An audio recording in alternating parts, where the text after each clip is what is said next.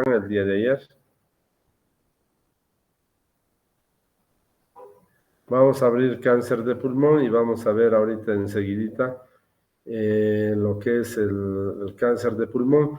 Les recuerdo, ¿no?, que el cáncer de pulmón es muy agresivo, la sobrevida es bastante pequeña y todos esos problemas que hemos hablado anteriormente.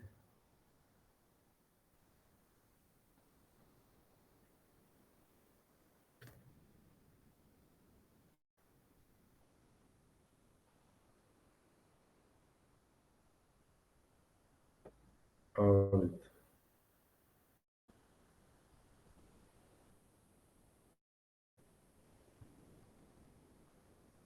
Ahora sí, ¿ya pueden ver?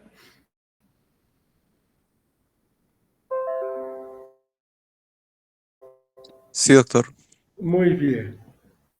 Hemos repasado 4 características principales: cuáles son las periferias, cuáles en la parte periferia superficial, cuáles en la parte profunda, el tipo histológico, si son fácilmente identificables, cuál es la sobrevida, cuál es el más agresivo, etcétera. Y hemos visto todo eso el día de ayer. Un segundito, por favor.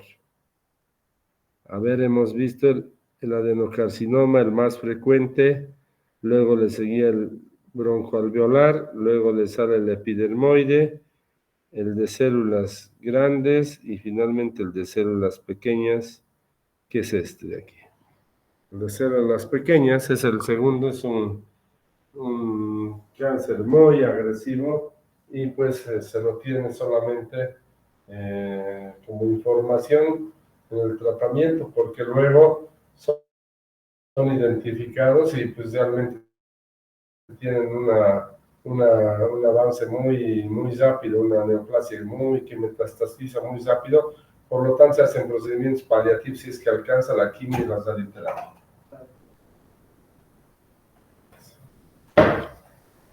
¿Ya? Entonces hemos visto los 4 tipos histológicos que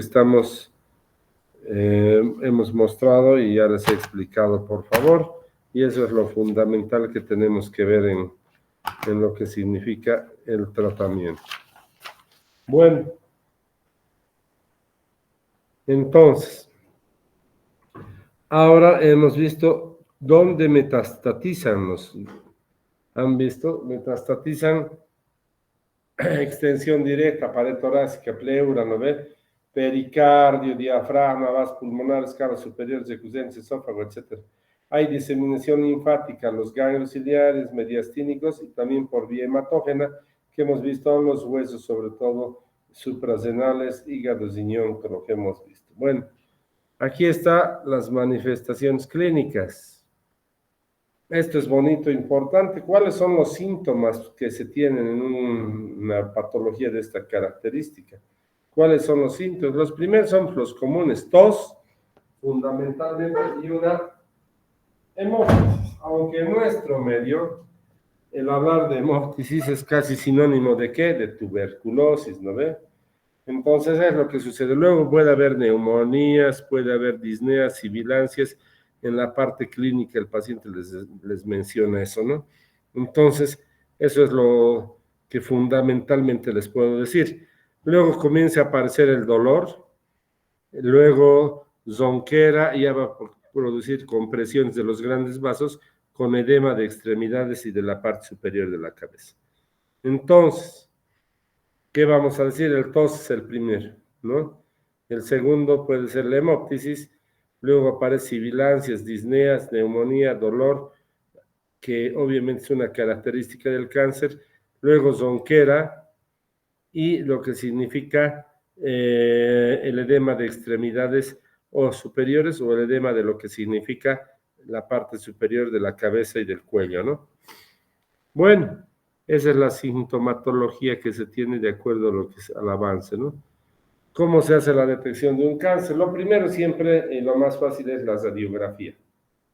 La radiografía que tenemos, ¿no? De tórax.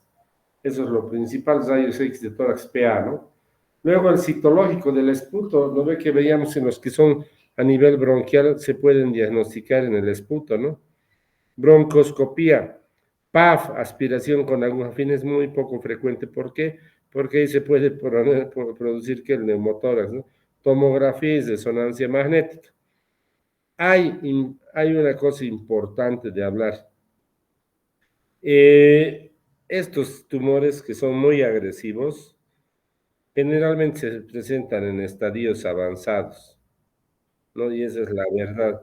Los estadios avanzados son los 3 y 4 porque su agresividad es grande.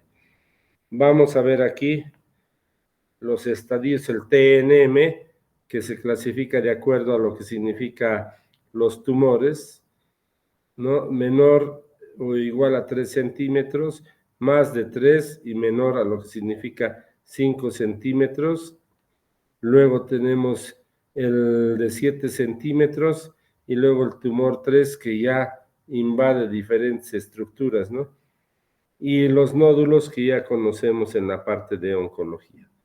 La clasificación aquí está, 3, 1, 2, 3 y 4. El in situ es el 0, ¿no? Realmente si encontraríamos a todos los tumores in situ o los cánceres, pucha, serían pues con una, ¿cómo se dice? Una sobrevida espectacular. Bueno, eso es lo que tenemos. Y estos generalmente son identificados en forma muy tardía, ¿no ves? La supervivencia es muy pobre, realmente. Muy pobre es la supervivencia, aunque en el estadio 1, como ustedes ven, puede haber una sobrevida del 73 al 58%, ¿no? Pero, nuevamente les repito, y dependiendo del tipo histológico, generalmente estos son demasiado agresivos que al año de vida, los pacientes fallecen. Bueno, ¿cómo se hace el tratamiento? Principalmente el tratamiento es de lo que significa, les podría decir, paliativo, porque no tenemos algo curativo. ¿A qué estadios encontrábamos? En el 3 y 4 generalmente a los pacientes se les encuentra en esos estadios. Y los 3 y 4 generalmente y no tienen ya un tratamiento adecuado quirúrgico. Generalmente son paliativos. Pero vamos a ver, en los tumores etapa 1 y 2 dice que pueden ser desecables quirúrgicamente, generalmente no se los encuentra para desecar.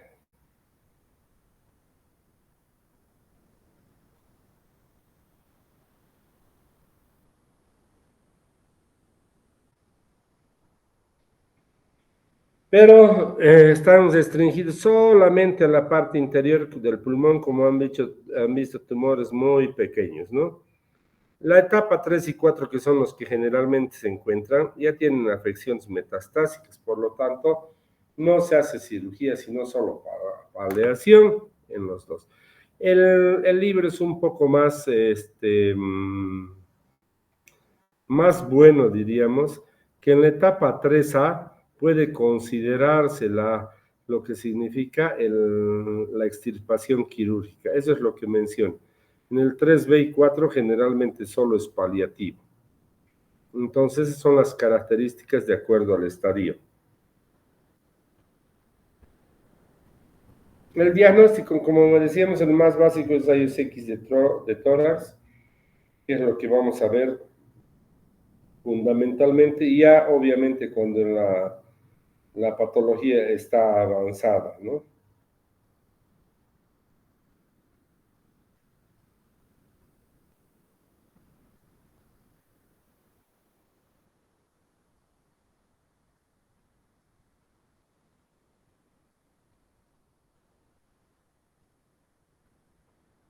¿No?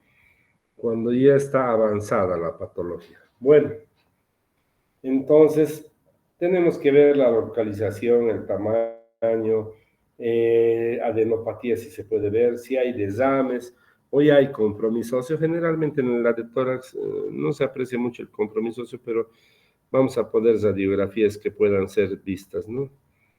Dos, vamos a ver broncoscopía, que es introducir un endoscopio, ¿no? Y visualizarlo, ¿no? Al tumor, al cáncer. ¿no? Entonces poder visualizar y ver y tomar hasta la muestra y las biopsias de los ganglios, como están viendo ahí en la diapositiva. La broncoscopía no solo nos permite ver, sino hacer biopsias para dar el diagnóstico, ¿no? Cuando ya ha afectado al mediastino, se puede hacer la mediastinoscopía, que nos va a dar también la visión y la posibilidad de tomar ¿qué? De tomar lo que significa una muestra para la biopsia del histopatológico. PAF, punción aspiración por la aguja fina, en mi punto de vista es un tanto controversial, porque primero la punción tiene que ser bien dirigida en el lugar, porque a veces uno toma del tejido pulmonar bueno y nos dan falsos negativos, ¿no? Entonces es importante poder identificar. Segundo, la tumoración tiene que tener una característica que no permita complicaciones como el neumotórax. ¿Se acuerdan que una vez que puncionamos en la cavidad puede haber neumotórax, que hemos visto es una causa frecuente de lesiones de la cavidad pleural? Finalmente, la tomografía. Creo yo que la tomografía es fundamental. Entonces, la tomografía y la resonancia magnética. Y aquí está la tomografía, lo que veíamos.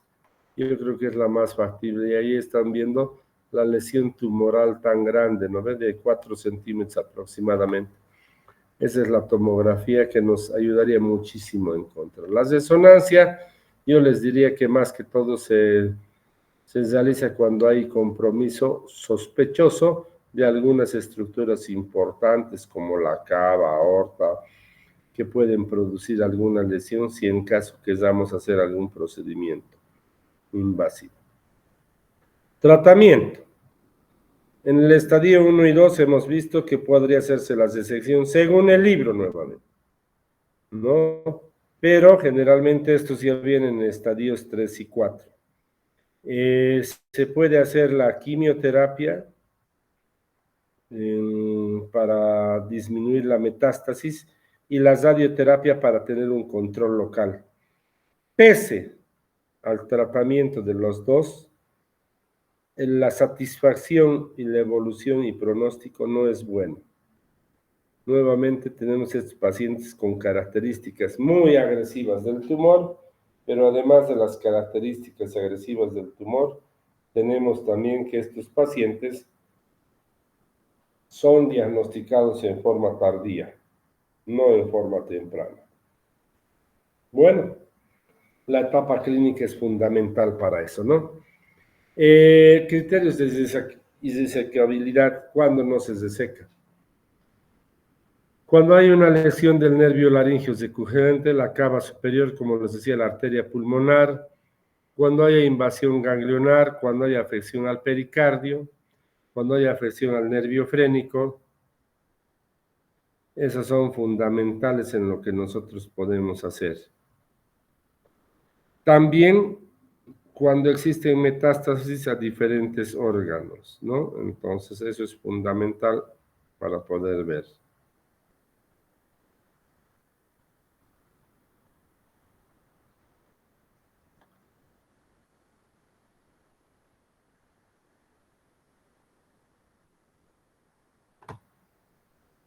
Bueno, eso es lo que tenemos para plantear la disecabilidad. Vamos a tener estas diapositivas que nos indican cómo puede ser el tratamiento en los estadios, ¿no? En el estadio 1, la resección, radioterapia con intención curativa y quimioterapia, los tres. Les vuelvo a decir, casi no se tiene pacientes con estadio 2, prácticamente lo mismo, ¿no? En lo que significa en su tratamiento quirúrgico y en el tratamiento adyuvante. En los estadios 3A podría ser cuando no hay una metástasis que sea masiva o abarque muchos grupos ganglionares, sino radio y quimioterapia. Y finalmente los estadios 3 y 4 que hemos visto, que en general solamente son paliativos con quimio y radioterapia. Bueno, hasta aquí tenemos lo que significa el cáncer de pulmón. Ese es el segundo tema que debíamos avanzar. Y ahora vamos a ver el siguiente tema.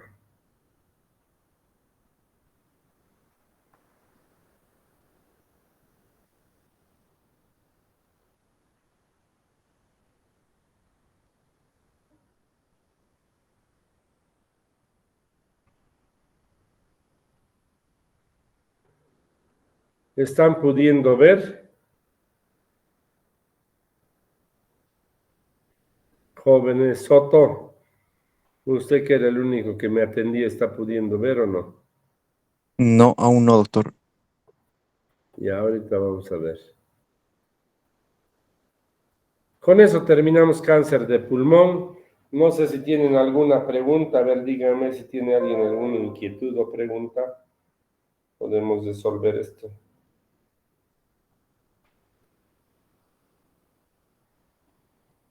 ¿Nadie tiene? Bueno, el silencio otorga que podamos continuar y hablar de las cardiopatías congénitas. Esto es un tema muy especial para lo que es pediatría en debido ver y lo que significa embriología, porque las congénitas el paciente nace con esas alteraciones y las cardiopatías pueden ser clasificadas en dos órdenes. Las cardiopatías cianóticas y acianóticas. ¿Por qué se llaman cianóticas y acianóticas? Porque comienzan a hacer un shoot las cianóticas del ventrículo derecho al izquierdo que va a llevar sangre desoxigenada, por lo tanto, el paciente va a tener cianosis. Y las acianóticas son las que mantienen el flujo del ventrículo izquierdo sin alteraciones. Puede haber sin alteraciones en lo que significa el shunt que podría haber del ventrículo derecho, la circulación derecha hacia la izquierda. Bueno, el diagnóstico se basa en eso, ¿no? Clínico, en lo que significa principalmente que la cianosis. ¿Por qué un niño nace con cianosis, no? Porque puede tener una alteración anatómica que sea congénita, por eso es, ¿no? Eso es importante. Para eso también son importantes los antecedentes maternos, como enfermedades de la madre, etcétera, que no son parte de nuestro estudio en lo que es cirugía, pero sí es importante tenerlo dentro de lo que es la epidemiología y la ginecobstetricia, ¿no? Se presenta aproximadamente cardiopatías congénitas en el 1% de nacidos vivos. Es decir, de 100, uno nace. Pero estas son, pues, estadísticas que hay de lo que significa la parte de los Estados Unidos. Propias no tenemos. Las cardiopatías se asocian más al género masculino, al sexo masculino, perdón, a los varones, y que a las mujeres, exceptuando algunas alteraciones, como vemos que son el comunicación interauricular, el conducto arterioso, que es más frecuente en las mujeres. ¿Están viendo la diapositiva, Soto? Sí, doctor. Muy bien, la etiología, como les dije, se debe a diferentes enfermedades, ¿no? Y múltiples factores intervinientes, ¿no? Desde las partes medioambientales, de la mujer embarazada, etcétera, problemas de adicciones, traumas o una serie de alteraciones que podrían suceder con un embarazo con una cardiopatía congénita. Bueno, ahora, ¿qué hablamos con esto? También hablar de lo que es la predisposición genética. Obviamente, los que han tenido una cardiopatía congénita tienen también que la posibilidad de tener también ellos hijos con cardiopatía congénita. Y como dice en la diapositiva, un padre o madre tiene una probabilidad del 2 al 10% que los propios hijos nazcan con cardiopatía. Si bien no es muy frecuente, pero hay que analizar este concepto, sobre todo en los padres que han tenido cardiopatías congénitas. Para hablar de esto, tenemos que hablar también de la etiología. Como les decíamos, puede ser multifactorial la etiología, ¿no?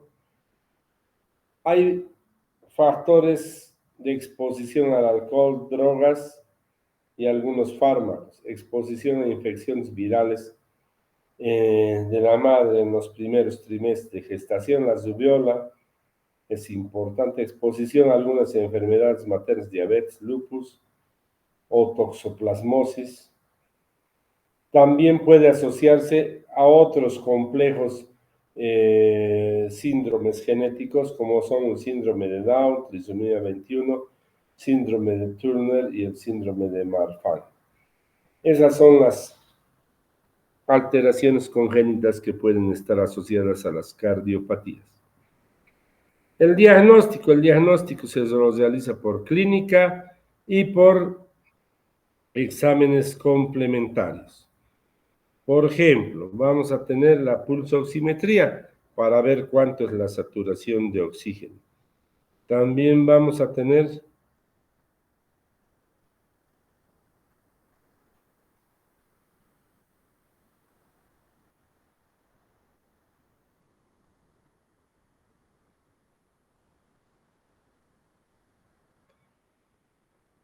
la radiografía simple para ver alteración. El electrocardiograma sigue siendo una prueba importante para ver esto. La electrocardiografía es importantísima.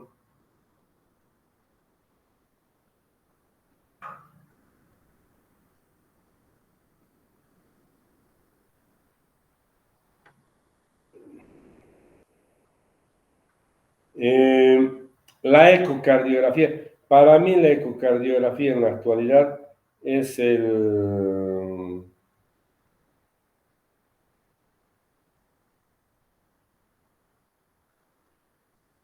la ecocardiografía es fundamental, es el más requerido en la actualidad y les diagnostica por dónde entra, por dónde sale, cuánto es el defecto, etc. Resonancia magnética y tomografía para ver algunos avances de lo que significa la parte de la patología en sí, en el tórax, compromisos de otros órganos, estructuras, y finalmente el cateterismo cardíaco que nos ayuda a identificar ciertas alteraciones.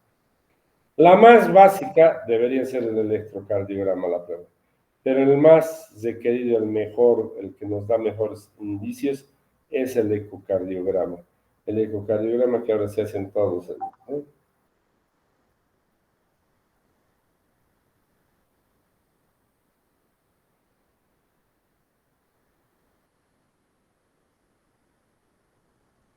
Bueno, entonces ahí tenemos las pruebas diagnósticas, ¿no? Bueno, y como hemos dicho, su clasificación es en cianóticas y acianóticas, ¿no? Las cianóticas son las que tienen de coloración azulada, lo que significa el paciente, y hacen un cortocircuito de derecha a izquierda, es decir, el corazón derecho manda más sangre hacia la izquierda y por lo tanto entra en cianosis. Mientras que las acianóticas son las más diversas y tenemos que no hay cianosis porque mantienen la dirección natural o normal de lo que significa el flujo sanguíneo. Bueno, y vamos a ver enseguida, denme un minutito, por favor. Viendo esta diapositiva, denme un segundo, por favor.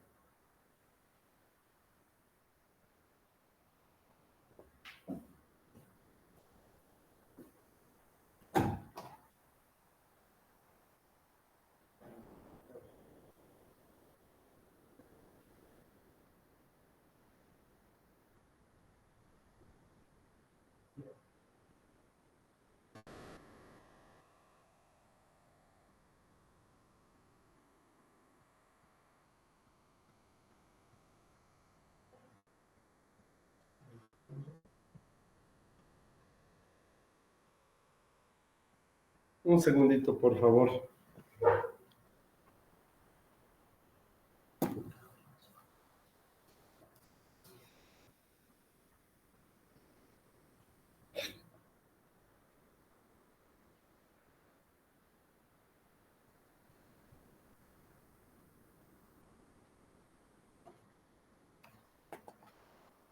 Dame un segundo, por favor. Estoy haciendo una firma.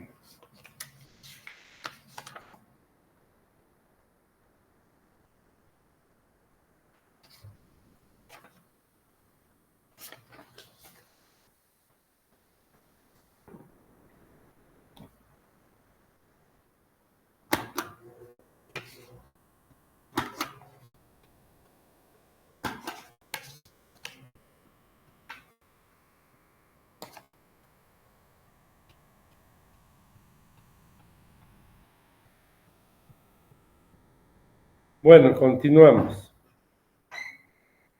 Les voy a mostrar lo que significa el curso normal, ¿no? Ventrículo izquierdo sale por la aorta y se distribuye obviamente en el tronco brachiocefálico, subclavia y carótida izquierda y va por lo que significa la aorta. El otro va de la pulmonar, ingresa a la aurícula, al ventrículo derecho y se va a lo que significa, perdón, las cavas superior e inferior van a la aurícula derecha, de ahí vuelven a lo que significa el ventrículo y el ventrículo derecho manda a la pulmonar derecha e izquierda. Esa es la característica normal. Cuando hay un flujo que vaya de derecha a izquierda, va a mezclar la sangre desoxigenada que está azul con la sangre oxigenada que está roja y nos va a dar ¿qué? Una cianosis, ¿no? Entonces eso es lo que nosotros vamos a tener. Pero cuando el flujo no se intercambia, por ejemplo, en este caso, va de lo que significa la aorta y de la aorta más bien va al corazón derecho, no va a haber cianosis en el paciente. Bueno, y aquí está, vamos a ver las cardiopatías cianóticas y las acianóticas. Vamos a terminar ya en un par de minutos más. Cortocircuito de izquierda a derecha, comunicación interventricular, interauricular, conducto arterioso y demás. Eso es lo que nos da. Nos dan también enfermedades obstructivas del corazón izquierdo, coartación de la aorta, estenosis aórtica, estenosis mitral e insuficiencias valvulares que vamos a ver una por una. Las cardiopatías congénitas cianóticas son las que hacen de derecha a izquierda la parte de lo que significa el cortocircuito de derecha a izquierda. Y aquí tenemos la tetrafalogía de Fallot, atresia pulmonar, ventrículo único, atresia tricuspidia, etcétera, donde mezclan la sangre, como les decía, del corazón derecho hacia el corazón izquierdo. Obviamente tiene que haber mayor cantidad de presión para que pueda producirse ese intercambio, ¿no? Ahí vamos a quedar en el conducto arterioso persistente y con eso terminamos la clase del día de hoy. No sé si hay alguna pregunta al respecto.